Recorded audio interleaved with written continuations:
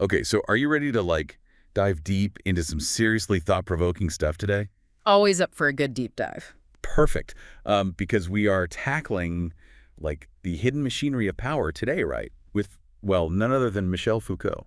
Oh, Foucault, such a fascinating, if sometimes a little intense thinker. That's why you're here, as our expert guide. Yeah, I'll do my best to, make sense of it all. And we've got some really juicy material to work with, excerpts from an actual interview with Foucault himself. Oh, wow. Okay, so we're going straight to the source. I like it. We are, and it's all about these subtle ways that, power dynamics that kind of seep into everything, like even prisons. Yeah, see, most people think about prisons, they think punishment, right? Right. But Foucault, he saw them as this blueprint, for how power actually works in society on a larger scale. Okay, so not just about locking people up. Exactly. It's about control. It's giving me chills already, but I'm ready.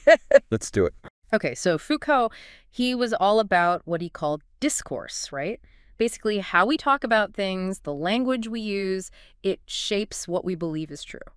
Okay, so the stories we tell ourselves about the world actually matter. Hugely. And there's no better example of this than when you look at the history of crime and punishment. Because when I think crime and punishment, I usually go straight to, prisons. That's the ultimate form of punishment, right? Right. And Foucault would say, hold on a second, let's rewind a bit, because he argues that a massive shift happened between the really brutal punishments of the past, public executions, torture, all of that, and the more modern prison system. So it's not just about being crueler or more humane, it's something else entirely. Exactly. It's about a fundamental change in how power is actually used in society.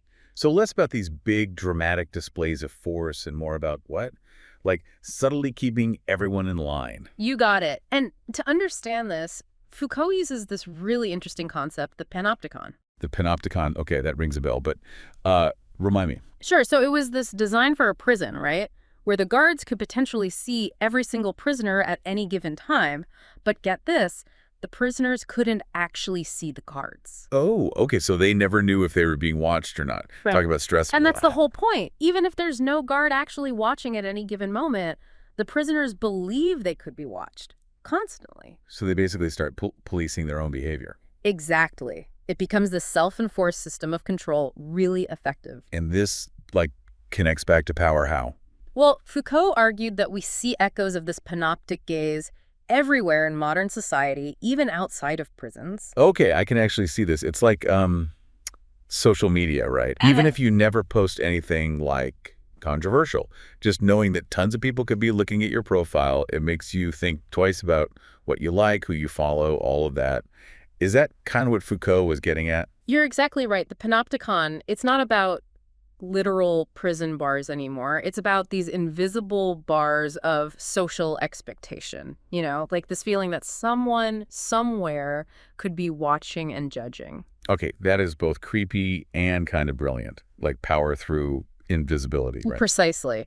And this is where it gets really interesting when we start talking about crime itself. Because we're talking about power and control, criminals, they're kind of the ultimate threat to that, right? Yeah. They don't follow the rules. They're the ones we're trying to keep under control. So where do they fit into all of this? That's the million-dollar question.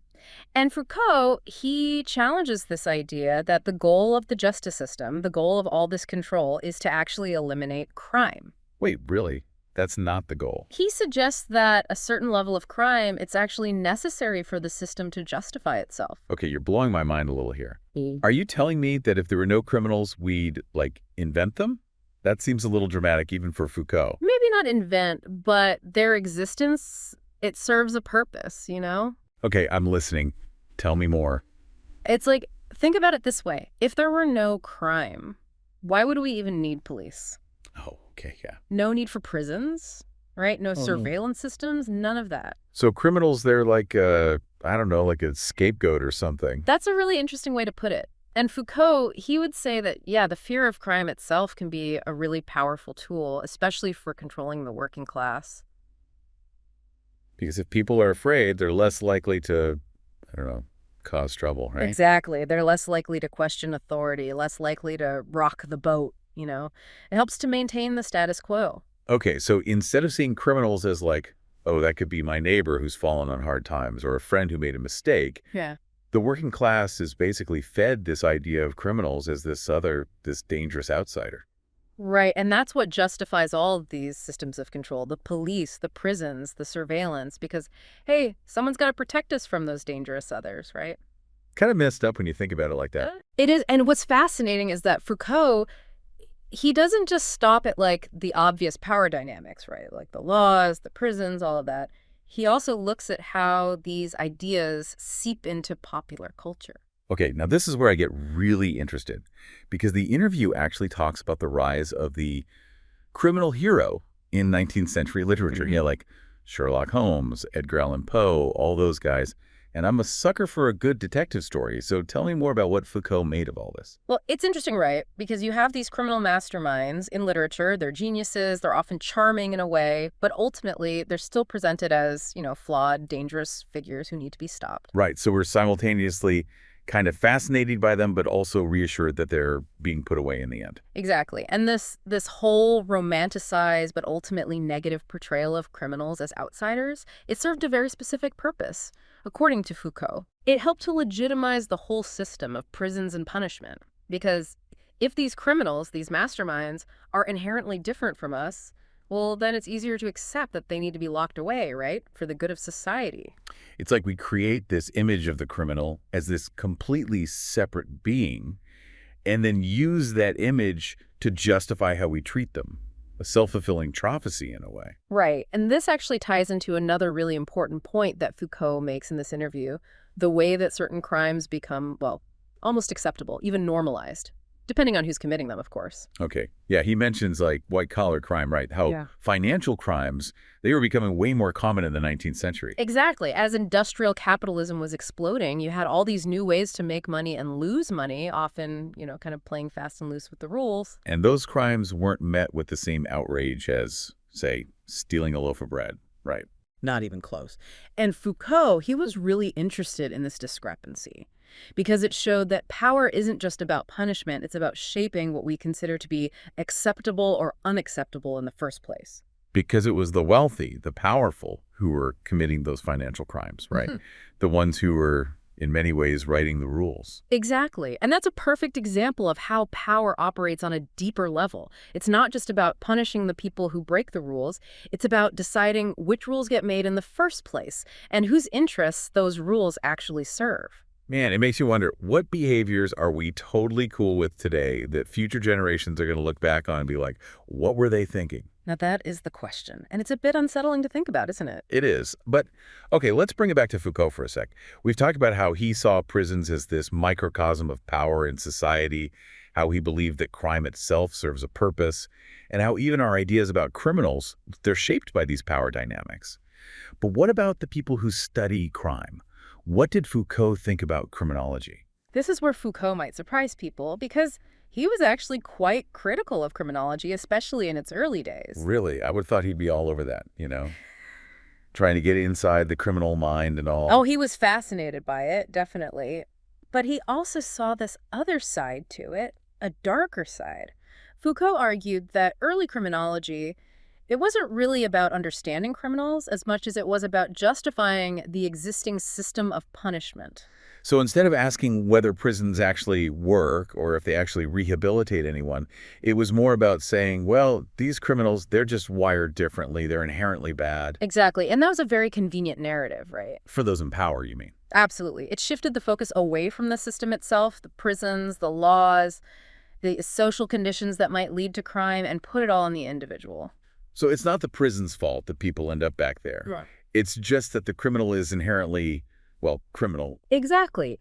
It removes any responsibility from the system itself and puts it all on the individual, which, as you can imagine, creates this kind of self-fulfilling prophecy. Right, because if you label someone as a criminal, treat them like a criminal well, then it's no surprise when they end up back in the system. Right, precisely. And this is where we get to one of the most fundamental concepts in Foucault's work, the inseparable link between knowledge and power. He argued that they're not these separate spheres, but they're deeply, deeply intertwined. Okay, now we're getting really meta. Break it down for me.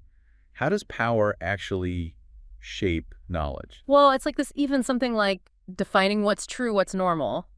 that's an act of power in itself. Whoa, okay. I'm not sure I follow. Think about it when we label something as criminal, right? We're not just like describing some neutral fact out there in the world.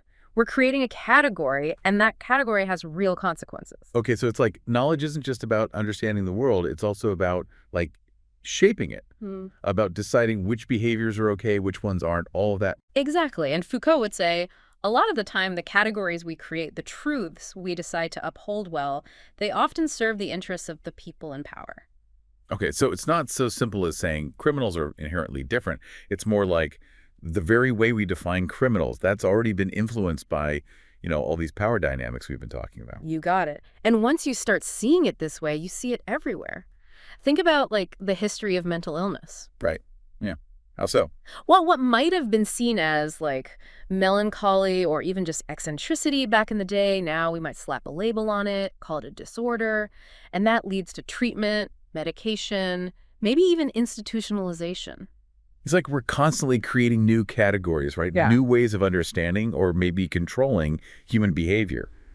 It makes you wonder, like, how do we even begin to untangle all of this? It's a lot, right? And Foucault, he didn't pretend to have all the answers. So we're just stuck with this, like, knowledge power spiral forever. That's a bit depressing. Not necessarily. He wasn't a pessimist. He truly believed that understanding these power dynamics, seeing them for what they are, that's the first step towards, actually being able to challenge them. So it's not about just, like, throwing out knowledge altogether. It's more about what? Being aware of where it comes from, whose interests it might be serving, all of that. Exactly. It's about cultivating a healthy sense of skepticism, questioning the official narrative, even, maybe especially, when it comes from so-called experts. So, like, don't just take things at face value, even if they sound smart and official. Right. Dig a little deeper. Ask yourself, who benefits from this particular version of the truth?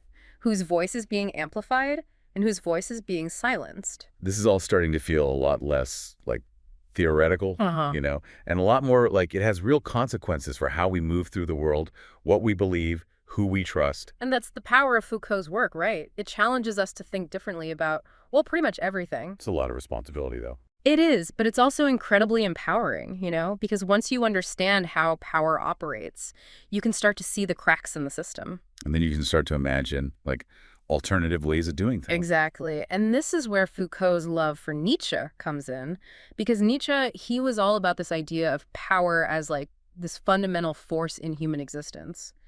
But he wasn't saying we should just, like, give in to it. No, not at all. He also emphasized our capacity for self-creation, for forging our own values, our own meaning in the world, even in the face of all these, systems and structures. So if we want to create a more just world, a good place to start is by questioning everything, by understanding the ways that power operates in our own lives. I think Foucault would definitely agree with that. This has been an incredible deep dive. Thank you so much for, like, taking us down the Foucault rabbit hole. Anytime. Always a pleasure to chat with someone who's up for a little intellectual challenge. And to all our listeners out there, we hope this conversation inspires you to think critically about the world around you, to question the narratives you've been told, and to recognize, your own power to shape a better future. Keep those brains buzzing, deep divers.